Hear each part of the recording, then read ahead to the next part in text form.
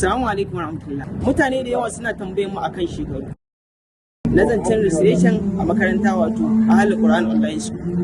To Ahlul Qur'an Online School ba ruwanta da tsufa ko kuma kankantar ka.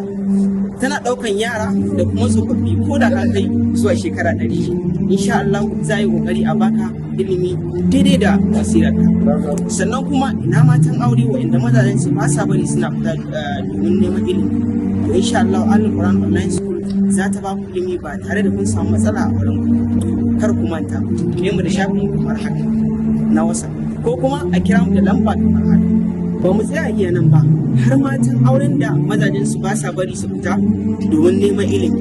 To su ma muna maraba da zuwan su. Ahlul Qur'an Online School tana yi musu albishir da yin registration domin samun ilimi daidai da basirarsu.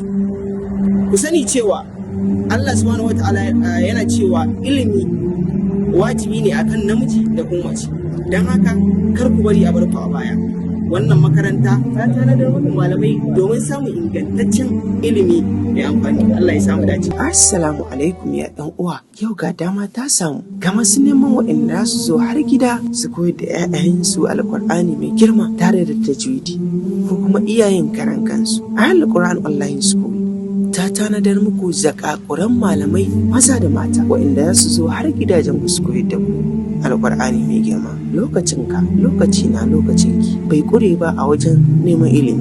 Allah bai keɓance maza ko mata ko tsoho ba a wajen neman ilimi. Ya ce mu tashi mu yaƙi da jahilci hurjanjan. Don haka yau ga dama ta samu. Ahlul Qur'an Online School tana maraba da ku. Ga masu neman ƙarin bayani za su iya tuntuɓar lambar mu kamar haka: 0812647219. Sai kun zo, muna maraba da ku.